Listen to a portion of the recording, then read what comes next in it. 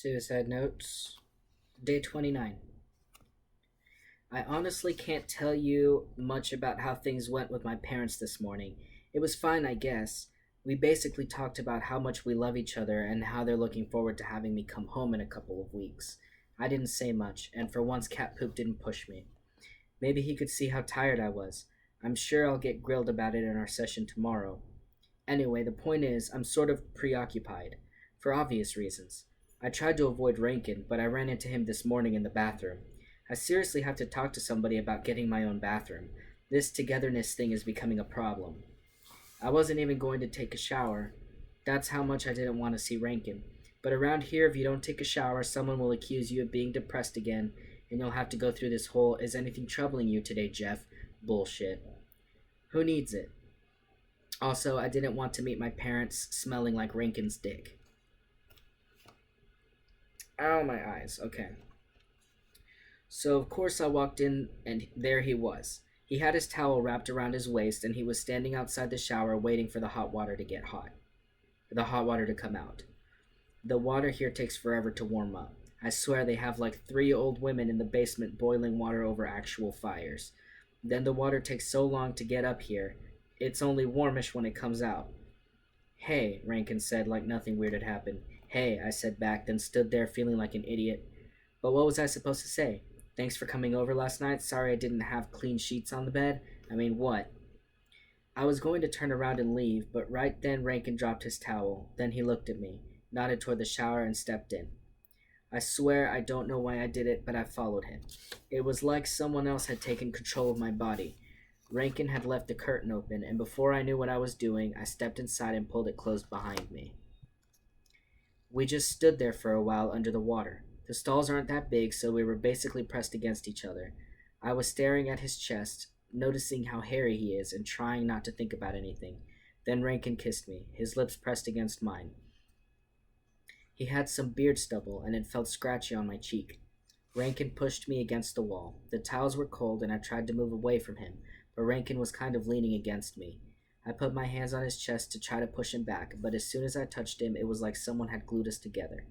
He put his hands on my butt and pulled me closer. He kept kissing me while he pumped himself against me. He was hard, and I reached down and wrapped my fingers around it. "Suck it," Rankin said. I wasn't sure I'd heard him right, so I didn't do anything. Then he put his hands on my shoulders and kind of pushed me down so that I was on my knees. The water splashed on my head and ran down my face. I was staring at his dick and his balls and thinking how big they looked up close. I don't know why I didn't just get up and leave. I could have. It wasn't like he was holding me prisoner, but I couldn't stop staring at his dick. It was just so weird to be kneeling there in the shower in front of another guy. And for some reason I kept thinking, I wonder what it tastes like. I opened my mouth and put it on the tip of his dick. The skin tasted salty and a little sticky. Rankin put his hands on my head and pushed inside me a little, and I started to choke. He pulled back and I breathed in until I felt more relaxed. Then I tried again. We didn't do it for very long before I heard him moan. My mouth filled with something warm and salty, and I realized Rankin was coming. I didn't want to swallow it, so I held it in my mouth until he pulled out. Then I turned and spit it out. "I have a buddy I do that with sometimes," Rankin said. He had started to soap himself up and was washing under his arms. I didn't say anything. I stood up. I kind of thought he might blow me next, but all he said was, "You should probably get in another shower in case they come in on rounds." "Right," I said. I opened the curtain and stepped out.